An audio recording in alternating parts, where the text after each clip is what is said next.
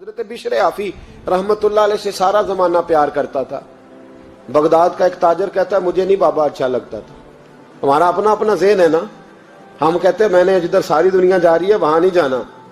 کہتے ہیں کہ وہ بابا مجھے نہیں اچھا لگتا تھا, حالانکہ سارا بغداد عزت کرتا. کیوں نہیں اچھا لگتا تھا؟ کہتے ہیں اس لیے کہ بابا نہ صرف فرض مسجد میں پڑھتا تھا, باقی نماز گھر جاتی. تو میں کہتا تھا اتنا ولی ہے تو باقی بھی مسجد میں پڑھے. کہتے ایک دن میں نے کہا جسوسی کرنی ہے اس کی, جو کہ اسلام میں منع ہے. کہتے حضرت بشر آفی رحمت اللہ علیہ نے جمعے کے فرض پڑھے, فرض پڑھ کے نکل گئے دوڑ کے. فرماتے ہیں میں پیچھے ہو گیا. میں نے کہا میں نے سنتیں چھوڑ دی ہیں پر اس کا پتہ کرنا ہے, سنت نفل بعد میں پڑھوں گا. کہتے ہیں حضرت بشر آفی جلدی سے نا کہ کباب والی دکان پہ گئے, وہاں سے کباب خریدے. اور میں نے کہا بوڑھے کی عمر دیکھو اور اس کے ذائقے دیکھو, اس عمر میں بھی کباب کھائے گا. اوئے ہوئے, مولوی کو روٹی نے ستایا تھا اس لیے سنت اور نفل چھوڑ آیا ہے. کہتے ہیں تھوڑا سا وہ آگے بڑھے تو نان بھائی کی دکان سے نا نان خریدے. میں نے کہا دیکھو یار, دیکھو اس کے ذائقے, گرم نان کھائے گا. بہت سارے لوگ بغداد میں رات کی روٹی کھاتے پر یہ گرم کھاتا ہے. کہتے ہیں حضرت وہ نان اور کباب لے کے نا جنگل کی طرف مڑے تو میرے دل میں خیال آیا یار بڑا ہی اس آدمی کا عجیب ذہن ہے, یہ اب سبزے پہ بیٹھ کے یہاں موج کرے گا, کھائے پیے گا, اور سنت نفل چھوڑ دی. اللہ ہزاروں مرید ہیں. کہتے ہیں حضرت جنگل میں داخل ہوئے, تھوڑا سا سفر کیا تو کچی آبادی آ گئی. کچی آبادی, ایک کچے مکان کی ٹوٹا ہوا دروازہ, باہر سے کنڈی لگی. بغداد کے ننگے پاؤں چلنے والے ہزاروں مریدوں کے اس پیر نے کنڈی کھولی, اندر گئے. ایک فالج زدہ بابا جی بیٹھے. کہتے ہیں حضرت بشر آفی نے اپنی ایک پگڑی کھولی اور اس آدمی کے منہ سے پانی نکل رہا تھا, رال ٹپک رہی تھی. کہتے ہیں پہلے اپنی پگڑی سے منہ صاف کیا, پھر پیالے سے پانی ڈال کے منہ دھویا, پھر حضرت اس کے ٹانگوں پہ کپڑا ڈال کے روٹی کا لقمہ توڑ کے اس کے منہ میں ڈال کے کہنے لگے بابا ناراض نہ ہونا, جمعے والے دن مجھے دیر ہو جاتی ہے, ابھی تو میں نے سنت اور نفل بھی پڑھنے ہیں, ناراض نہ ہونا مجھے دیر ہو جاتی ہے. کہتے ہیں وہ بابا رو پڑا اور کہنے لگا بشر یار 14 سال ہو گئے تو روز آتا ہے. 14 سال, یہ 1 صدی کا قصہ ہے, 2-4 برس کی بات نہیں. 14 سال سے تو روز آتا ہے. میں پتہ نہیں کب تک لاش بنے پڑا رہوں گا, تو کب تک آئے گا؟ حضرت بشر آفی نے بابے کے یہاں سے پوچھ کے کہا بابا فکر نہ کر, آج کے بعد یہ جملہ نہ کہنا کہ تو میرے لیے بوجھ ہے. فرمایا لوگ سمجھتے ہیں کہ میں نے عبادت کر کے مقام پایا ہے, لوگ سمجھتے ہیں میں نوافل زیادہ پڑھتا ہوں, دنیا جانتی ہے کہ میری رات کی تسبیح زیادہ مضبوط ہے, پر میں ان میں سے کوئی بات بھی نہیں. میں تو تیری نوکری کرتا ہوں تو اللہ نے میری عزتوں میں اضافہ فرما دیا ہے. سوچ ہی صاف نہیں, نظریہ ہی ٹھیک نہیں, فکر ہی ٹھیک نہیں. اسلام نظریے کا مذہب ہے, سوچ کا. مسند امام احمد بن حنبل کی حدیث سنی, حضرت انس بن مالک فرماتے ہیں جب انسان نے روزہ رکھا ہوتا ہے نا تو روح ویسے ہی پاک ہوتی ہے اس کی. میں نے یہ سوچا کہ کچھ باتیں ایسی کی جائیں جس سے تھوڑی سی سوچیں بھی تبدیل ہو, کچھ سوچوں کا وضو, سوچوں کا غسل, افکار و نظریات کی بھی بات ہو. ہم سمجھتے ہیں کہ شاید کثرت عبادت اصل ہے. اقبال کہتے ہیں یہ ذکر نیم شبی, یہ مراقبے, یہ سرور, تیری خودی کے اگر نگہباں نہیں تو پھر کچھ بھی نہیں. تیری خودی کے اگر, اور پھر عام چیز نہیں کہا یہ ذکر نیم شبی, سویرے شہری کا ذکر, یہ مراقبہ, یہ جو تو گھنٹوں اللہ کی یاد میں بیٹھا رہتا, یہ سرور. کہتے بے کیف عبادت نہیں, سرور والی.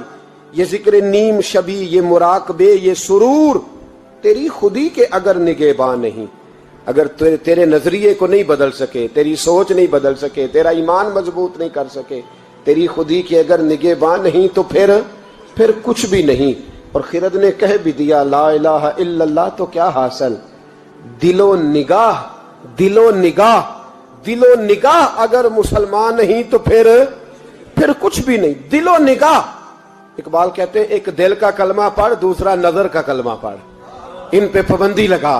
دل و نگاہ اگر مسلمان نہیں تو پھر تو کچھ بھی نہیں, کچھ بھی نہیں. حضرت انس بن مالک کہتے ہیں میں حضور کے پاس بیٹھا تھا, حضرت عبداللہ ابن عمر بھی بیٹھے تھے, کوئی بات ہو رہی تھی, ایک حجرے میں بیٹھے تھے, دروازے پہ دستک ہوئی. مسند امام احمد میں حدیث ہے نبی پاک علیہ السلام نے فرمایا انس دروازہ کھولو، دروازے پہ وہ بندہ ہے جس کو اللہ بغیر حساب کتاب جنت عطا فرمائے گا، وہ بندہ ہے دروازے پہ۔ حضرت انس بن مالک کہتے ہیں میں نے دروازہ کھولا تو بندہ دیکھا، غریب سا ایک انصاری صحابی، اور بندہ بڑا سادہ، وضو تازہ کر کے آیا ہے تو پانی کے قطرے داڑھی سے بہہ رہے ہیں، اور چمڑے کے جوتے اس نے لپیٹ کے نا تو بغل میں چھپائے ہوئے، آ کے اتحیات کی حالت میں بیٹھا، حضور سے دو چار باتیں کی، چلا گیا۔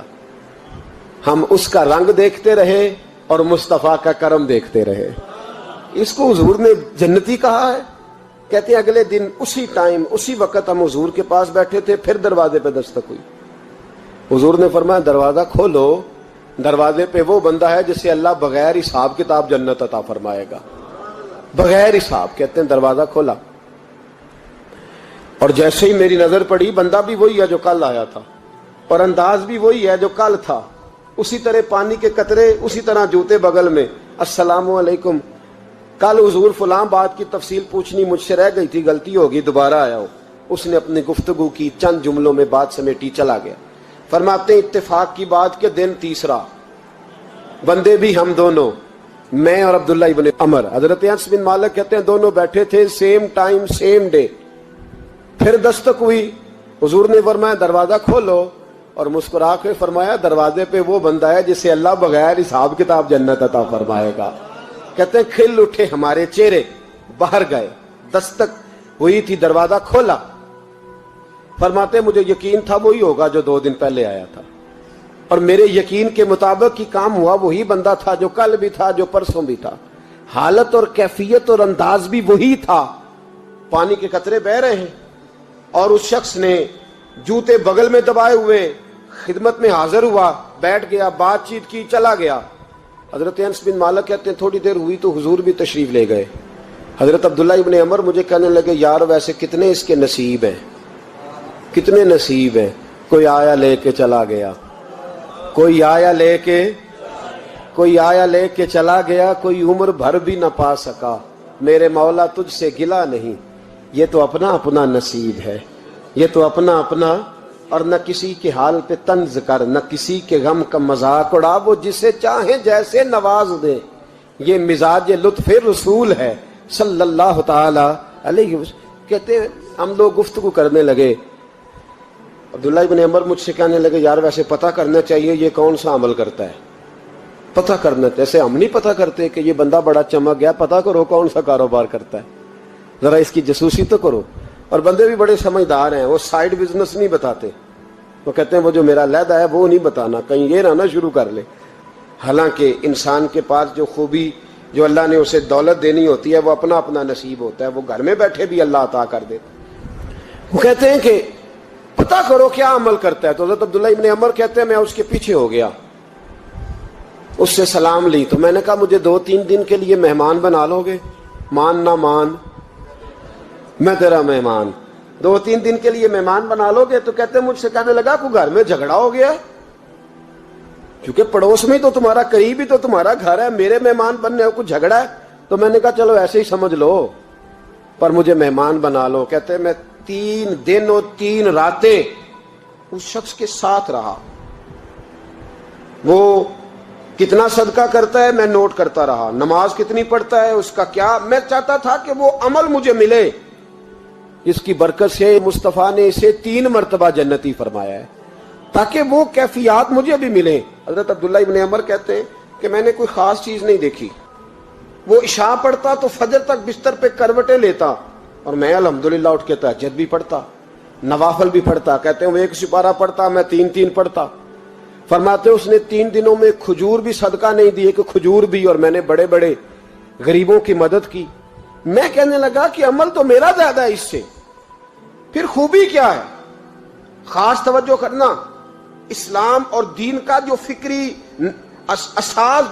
اساس ہمیں صحابہ نے دی۔ حضرت عبداللہ ابن عمر کہتے ہیں میں نے تیسرے دن اسے کہا بھائی اللہ تیرا بھلا کرے، تو نے بڑی خدمت کی، میں نے جانا ہے، میرا کوئی جھگڑا نہیں ہوا تھا، میں تو بس تیرا عمل دیکھنے آیا تھا کہ تو عمل کیا کرتا ہے۔ تو وہ صحابی کہتے ہیں مجھے کہنے لگے یار تو میرا عمل دیکھنے آیا تھا، مجھے بتا تو صحیح کیا نے، اور کیوں دیکھنے آیا میرا عمل، تجھے کیا ضرورت پڑی میری جاسوسی کی؟ تو کہتے ہیں مجھ سے جب اس نے سوال کیا تو میں نے اس کو کہا بھائی تو 3 دن آیا نا ہم بیٹھے ہوئے تھے؟ کہا ہاں میں آتا رہا ہوں۔ کہا 3 دن نبی پاک نے فرمایا اللہ تجھے بغیر حساب کتاب جنت عطا فرمائے گا۔